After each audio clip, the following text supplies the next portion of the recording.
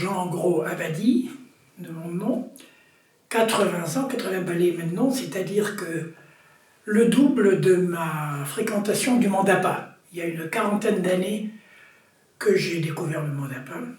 J'avais été plutôt bon élève dans l'ensemble des études primaires et secondaires, mais alors en fac, j'en ai un peu honte parce que j'ai traîné au moins 8 ans pour finir par avoir à l'ancienneté, je dis comme une licence d'histoire géo. Et la danse est arrivée beaucoup plus tard, parce qu'après avoir poursuivi, en les rattrapant à moitié, donc les études dont je viens de parler, le hasard a joué un très grand rôle, et je peux dire la chance, parce que étant pion dans un bled des Pyrénées, une des collègues parle de cours de danse qu'elle avait pris à Toulouse, cours privé.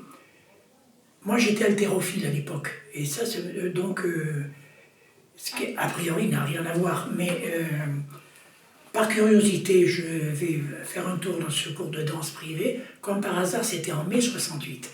Bon, et tout de suite, je flash, tout de suite, ça m'émerveille, quoi. Donc, par rapport à ma pratique sportive de l'haltérophilie, disons que déjà la barre, quand on commence un cours de danse, il y a un plus, quoi. Il y a un petit supplément d'âme, si on peut dire. Mais je n'ai pas pu y croire tout de suite parce que j'avais déjà donc 23 ans. Je me suis dit c'est foutu, je ne pourrai jamais, c'est beaucoup trop tard et tout.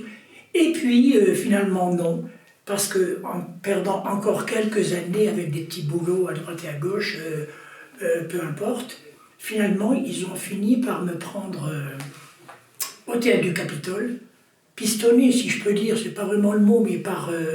la mère Téchenet, qui était la patronne du Conservatoire de Toulouse, et qui, bien que je sois hors d'âge, m'avait pris comme auditeur libre. Et ensuite, c'était montré, et là, le paradis. Donc, je me disais, dans ce théâtre, de vivre dans ce théâtre du Capitole, tellement sympathique, l'ambiance, l'accent toulousain des danseuses, et je me disais, je suis heureux comme un rat dans un fromage, dans ce théâtre. Ne serait-ce que le fait de pouvoir y vivre une partie de mes journées et des soirées quand il y avait des spectacles, bien sûr. Là-dessus, promotion entre guillemets, mais quand même, un an au Ballet de Lyon, où Vittorio Biaggi, donc le chorégraphe qui était au Ballet de Lyon, et de passage à Toulouse, m'a emporté dans ses bagages, et de là j'ai rebondi, ou plutôt je l'ai suivi, Biaggi, en Italie, en ayant commencé au passage, parce qu'ils avaient liquidé le Ballet de Lyon au bout de l'année où j'étais, comme ça, une école de photo à Toulouse. Mais dès qu'on m'a pu me rappeler en Italie comme danseur, évidemment c'était le paradis qui reprenait. Donc j'ai plaqué tout de suite mon école de photo. J'avais appris quelques petites babioles qui ont pu me servir par la suite. Mais bon, alors l'Italie c'était encore une merveille supplémentaire. Et d'autant plus avec la photo, parce qu'en Italie vous avez envie de photographier tout. C'est un pays vraiment... peut-être le plus artiste du monde, je ne sais pas, mais en tout cas, et j'ai commencé donc avec 2 saisons d'hiver en Italie avec Biaggi à photographier beaucoup les collègues danseurs. Après, je me suis un peu démoralisé parce que l'ambiance, enfin bref, je me suis senti un peu en exil. Donc, au bout de 2 ans, j'ai arrêté la danse, mais j'avais en perspective de la photo de danse comme métier, et donc ça impliquait plus ou moins d'être à Paris, où j'ai retrouvé une Toulousaine dans la personne d'Eliane Béranger qui m'a plus ou moins introduit au mandapa. Et puis il y a eu, à côté du mandapa, il y a eu le regard du cygne, où je suis toujours assez présent, qui est un des laboratoires entre guillemets de la danse contemporaine, la photo de danse et la danse elle-même. Tout ça, c'est des hasards et des chances de la vie, ne correspondant pas à une vocation particulière. En voyant, là aussi un petit peu par hasard, le Sacre du printemps de Béjart, j'ai réussi d'excellentes photos avec un tout petit appareil que j'avais ramené d'Italie. Et donc là, ma vocation, je peux dire, si j'en ai eu une, de photographe de danse, s'est confirmée pendant donc une quarantaine d'années pour arriver où nous en sommes maintenant, aujourd'hui même. Les premières années, je courais partout. Comme au début, j'avais l'impression qu'on ne pouvait pas se passer de moi, que s'il allait manquer, si je n'étais pas partout, que ce soit l'opéra, Théâtre de la Ville et toutes les petites salles de Paris et de banlieue. Et j'ai beaucoup réduit maintenant, donc je garde ma fidélité réciproque d'ailleurs avec le monde d'appât et surtout et le regard du cygne. Je vais avoir l'air de m'autocritiquer ou de me minimiser un petit peu, mais ayant arrêté la danse comme ça, disons la voix haute pour un ex-danseur, ça serait la chorégraphie. Mais bon, il faut avoir les épaules ou le talent, etc. Comme ça, je ne me faisais pas du tout confiance. Je ne mets pas sur un piédestal la photo de danse. Je considère que si c'est un art un peu parasite. Je dois dire que je ne me considère pas du tout comme créatif dans ma pratique de la photo de danse. Comme d'autres parmi les meilleurs de mes collègues photographes de danse, la créativité n'est pas tellement la nôtre. C'est celle d'abord du chorégraphe et après les danseurs. Et on arrive en troisième position pour quand même sauver quelque chose, perpétuer quelque chose de cet art magnifique qu'est la danse. Je suis moins à l'aise avec les comédiens. Je pense qu'ils ont moins de repères sur leur propre talent et capacités que n'en peuvent avoir les danseurs. Les danseurs, dans un cours de danse, vous avez automatiquement une hiérarchie presque naturelle qui se fait entre ceux qui vont se retrouver au premier rang et ceux qui vont se retrouver comme le cancre au fond de la classe à l'école. Et donc, les danseurs ne se font pas trop d'illusions sur leurs capacités.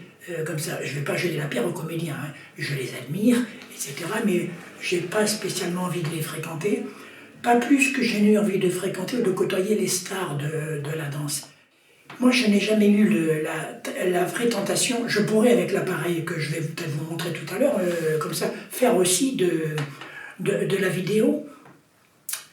Et vraiment, c'est autre chose. Donc, capter le meilleur moment, le moment qui va contenir paradoxalement le mouvement alors que la photo est fixe, je me sens utile, ce qui n'est pas négligeable, en prenant une petite place dans l'histoire de la conservation de cet art. Cette découverte a coïncidé avec la grande vogue de la danse contemporaine dans les années 80, 90 et ensuite qui continue maintenant un petit peu, notamment au regard du cygne, un peu au monde d'appât, où grâce à Liane Béranger, il y avait une partie, pas seulement de l'orientalisme et de l'intériorisme, mais de danse contemporaine, qui était reçue au monde d'appât aussi. Donc il y a eu cette chance supplémentaire, donc historiquement de cet art, que la danse a été assez en pointe, on peut dire toute la fin du XXe siècle. Je suis resté à l'Argentique pendant une bonne trentaine d'années, commençant disons vers 84-85, hein, jusqu'à l'an 2000, presque surtout noir et blanc, ça veut dire labo, révélateur, fixateur, tout comme ça, des nuits entières passées là. J'aimais ça. Bon, je suis metteur, bon, mes archives argentiques couvrent les murs de mon studio de HLM. Il n'y avait resté que le plafond, comme ça, donc, parce que l'argentique, j'en ai des échantillons, là je pourrais montrer, ça prend un petit peu de place. Ce n'est pas le cas avec le numérique, où c'est une des magies du numérique. Vous en rêviez, Sony l'a fait. C'est exactement ce qui s'est passé.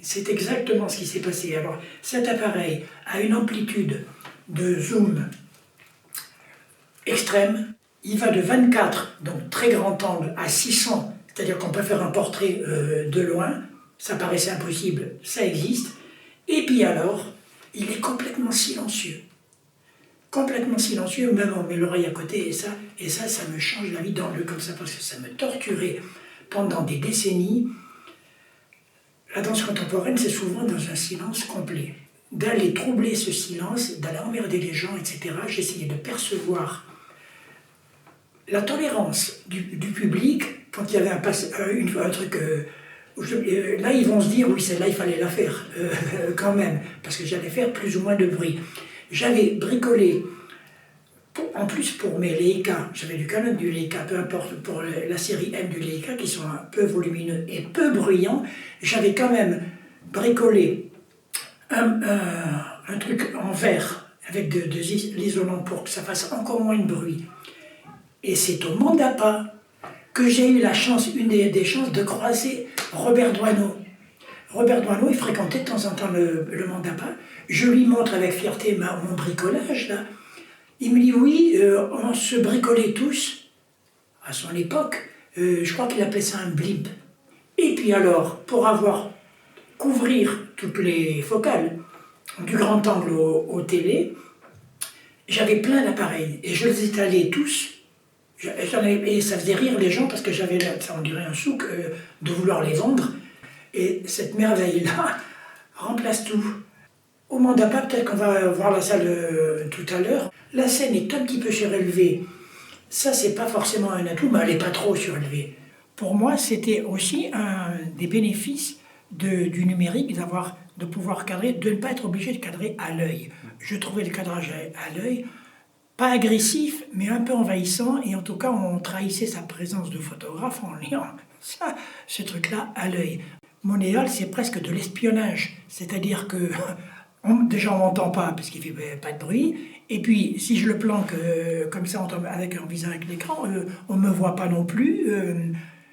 C'est à peu près au niveau du bassin de la danseuse comme altitude il faudrait se trouver, quoi. Après, il va y avoir la déformation que si on est en surplomb, c'est pas, on va raccourcir les jambes. Si on est en contre-plongée, on va les rallonger, et puis c'est pas non plus terrible. Donc le mieux est quand même d'être à peu près au même niveau, quoi, au milieu du milieu corps de la danseuse. Donc, Milena me demande un beau jour si c'était possible de faire avec un jeune danseur de Kathakali, je ne me mélange pas les styles. Et on a fait ça, c'était très sympa. Donc presque tout en noir et blanc. Je vois qu'il y a des couleurs aussi. J'ai plus d'une centaine de photos numérotées. Et puis alors évidemment les textes après, moi ça m'échappe complètement, mais c'était Milena. Ben oui, j'ai de très bons souvenirs ça.